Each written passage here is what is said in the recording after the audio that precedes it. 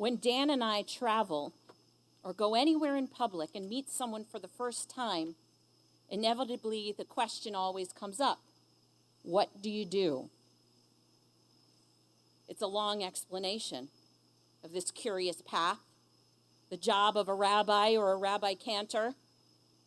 9 times out of 10, there's a Jewish person among us who pipes up with a mix of humor and guilt to proclaim, I'm a bad Jew. Their reasons for outing themselves are myriad and varied. I only go to services on high holidays. We don't light Shabbat candles very often. I love bacon. Or even, I don't believe in God. They're awkward conversations, to be sure, but I usually try to diffuse the awkwardness with a joke. I say, well, you don't have to offer your confession. I'm a rabbi and not a priest. But frankly, none of these things, in my opinion, make you a bad Jew. More than faith, belief, observance, or ritual practice is the Jewish understanding that our existence, our very place in the world, is to be part of something bigger than just ourselves. We are not alone. We are connected and bound by the obligations that stir us to act on behalf of others. This 1.5 years of living through pandemic has darkened our world. We can hardly enumerate the plagues of our time: racism, economic disparity, anti-Semitism, divisive politics, abuse of power, misogyny, global climate crisis, a mistrust of science and truthful discourse, just to name a few. All against the backdrop of the greatest public health crisis that has impacted the world in any of our lifetimes. Forced isolation has also caused us to go inward, to concern ourselves only with our immediate needs, our fears, our anxieties. And that isolation has challenged many of our personal relationships. We're out of practice relating to people, and our continued need for physical distance further separates us when we cannot extend a handshake or a hug, when our masks cover the expressions on our faces. With limited outside entertainment, we consume a steady diet of news curated to affirm one-sided opinions, with little room for critical thinking, nuance, or even compassion. This creates a perfect petri dish for self-consumed behavior to grow like a virus and infect our society. And I believe, of all the ills that plague us, narcissism can be seen as the chief culprit. When my needs are the only needs that really matter, when my opinions are the only ones that really count, when we celebrate to each his own and you do you at the expense of others, narcissism has taken root. The book, How to Be an Anti-Racist by Ibram X. Kendi, has spurred a lot of discussion about systemic racism in our country. A central premise is that it is not enough just to say, I'm not racist. We must go several steps further in being anti-racist, in examining and working to dismantle systems of racism through our actions. I often think that now would be a very good time to write a book called How to Be an Anti-Narcissist. Such a book might help expose and dismantle within our society the self-consumed habits that we've developed, that our happiness, our success, our health, our opinions, our materialism, and our needs are always the most important. It's time for a shift, to direct our attention to the role that we are obligated to play as the helpers, as the repairers, as part of something larger than just ourselves, something larger than just the small silos that we have built. Jewish tradition teaches us that on this day, Yom Kippur, the most sacred day of the year, none of us are exempt from our obligations. Mitzvot, they are commandments, not simply good deeds that we opt in and out of as we choose. Tomorrow morning, we'll hear the Torah reading Nitzavim, which will say, Atem nitzavim hayom kulchem, you stand this day, all of you, before God, your tribal heads, your elders, all of the men of Israel, the children, the women, the stranger in your camp, and I make this covenant with you, but not with you alone, with both those who are standing here today and those not yet with us. From those who stood at Sinai to those generations yet to be, we are all links in this chain of tradition that begs us to look outside of ourselves and to take an active role in ending the suffering of others. We speak of three main themes on these high holidays: teshuvah, repentance; tefillah, prayer; tzedakah, justice or righteousness. These themes together are the perfect antidote to selfishness and callousness. So perfect, in fact, that if I were to write this imaginary book, How to Be an Anti-Narcissist, as a step-by-step instructional guide, each of these themes could be its own chapter. Chapter 1, teshuvah, repentance, return. Jewish tradition demands of us honest introspection and reflection. It requires that we make amends with those we have harmed intentionally or unintentionally. This careful examination requires humility from the very start. We ask the questions: have our apologies been sincere? Have we validated the other person's feelings? Have we been able to see beyond ourselves? Have we listened intently without immediately jumping to judgment? I saw a cartoon the other day depicting an argument between two friends. One of the characters' legs was bleeding from a gunshot wound. And the caption said, "I'm sorry that I hurt you, but I think that you're overreacting." Apologies that diminish the harm to another often do more damage than good. An insincere apology leaves no room for teshuvah, because if we do not accept responsibility for our part, we cannot possibly do better. Teshuvah calls on us to hold ourselves accountable. Relationships can be complicated, and the simple words, "I'm sorry that I hurt you, and I will try to do better," can make all the difference. These words disarm. They affirm the experience of the other. They remove ego and blame and set the stage for listening, communication, and hopefully resolution. The process of teshuvah reminds us that we are constantly aiming to improve our relationship with those around us, our family, our friends, our colleagues. It urges us to strip down the walls of inflated egos and to start fresh, building bridges of reconciliation. Teshuvah also means return, a return to the core of who we are as human beings created in the image of God. Our foundation is goodness and graciousness. This is the truest expression of ourselves, and it is entirely about the way we relate to others. Chapter 2 of How to Be an Anti-Narcissist would be, of course, tefillah, prayer. This is a difficult one for many people. In our questions and our fears, anxieties, and doubts, prayerfulness is not easy. And what's the use of prayer anyway? What good are my prayers if they go unanswered?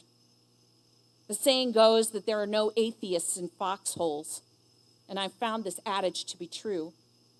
Even some of the most devout non-believers find comfort in prayer when they are suffering. One of our very own longtime congregants, a founding member of Temple Shalom, recently said to me, "I've been a part of this temple for over 60 years. I've never believed in God. But you know, I could be wrong. Prayer couldn't hurt." Truthfully, I can think of few experiences that affirm humanity more than prayer. We don't have all the answers, and we humble ourselves in the sight of something greater. Prayer inspires us to hope and to feel the glimmer of potential of a world renewed and healed. Prayer is also about connection. Today we've come from all different places. Some of us are online, and just about a little over an hour ago, we were separate, going about our individual business, and now we're here together, connected through prayer, through music, through hopes, and through the values of 100 generations.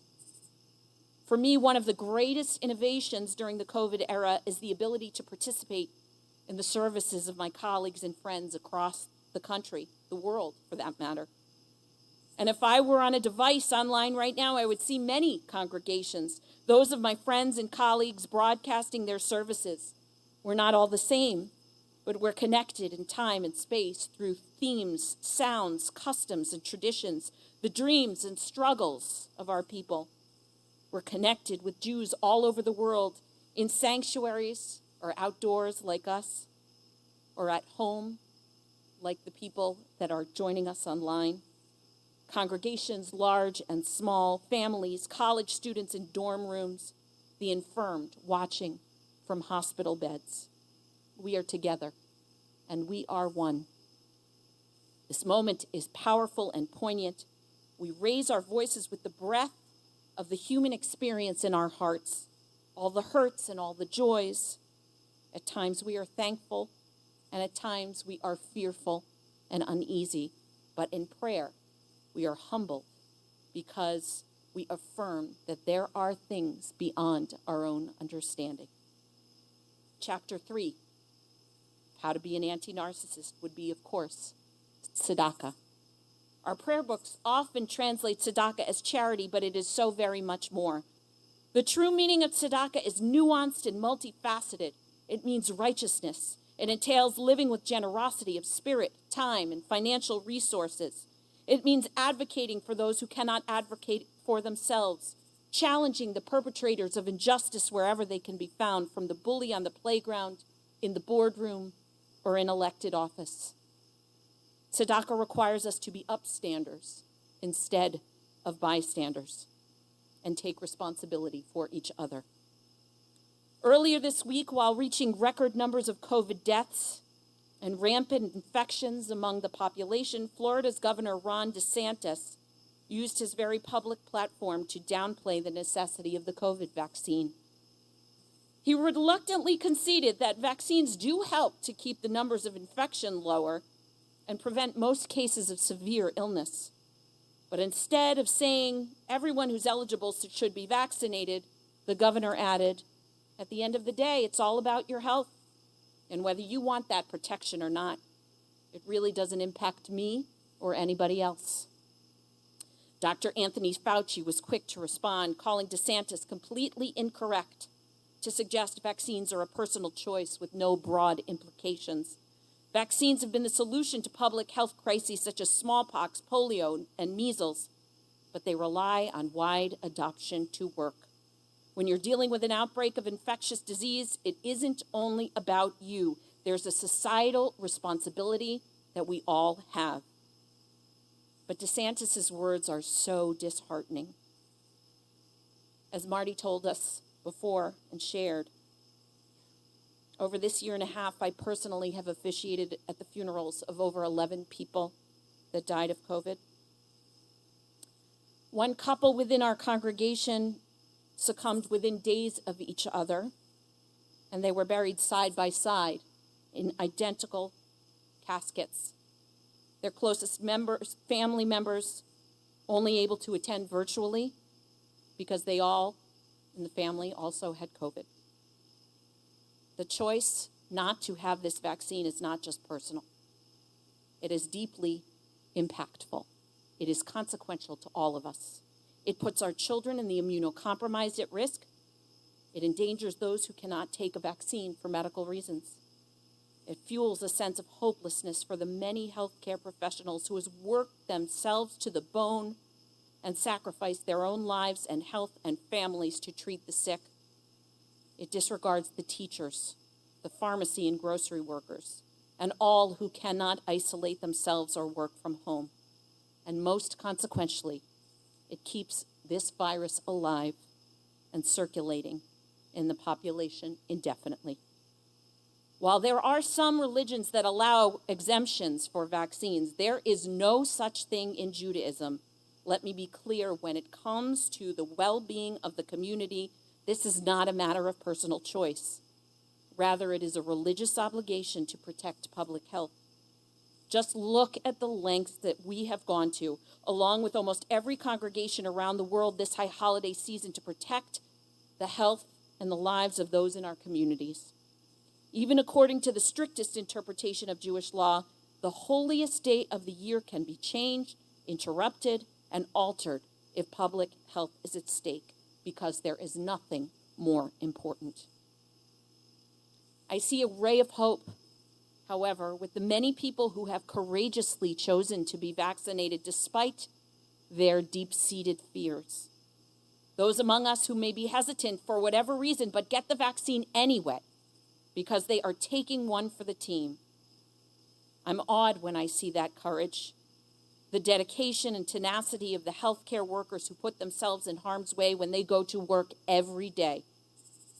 I am inspired by the teachers educating our children under previously unimaginable conditions and providing the emotional support that children need to get through this confusing and scary time.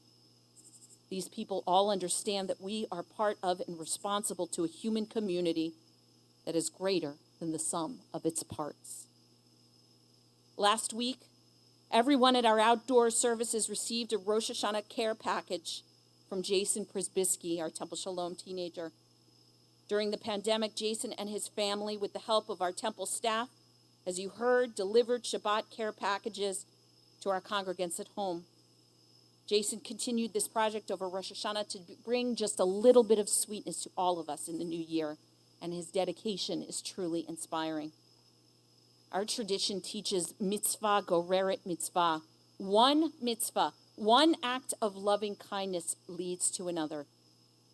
As the gates of a new year open for us, let us consider what we can do to demonstrate our concern for others. And may our acts of loving kindness be contagious. The high holidays tell us that teshuvah, tefillah, tzedakah temper the severity of the judgment, the decree of how our lives will go in the coming year. We have the free will.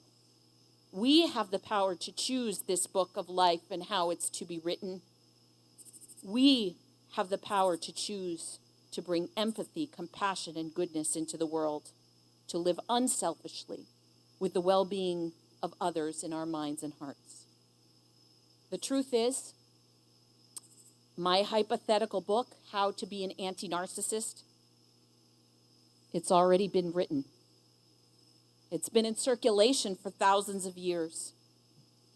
Its teachings have withstood the test of time. Its adherents have overcome hardship and suffering, plagues and genocide, to go on to celebrate the connectedness of all humanity. May we go forth in this new year in touch with the needs of others, inspired to acts of loving kindness, creating the world we wish to inhabit together. Shana Tova.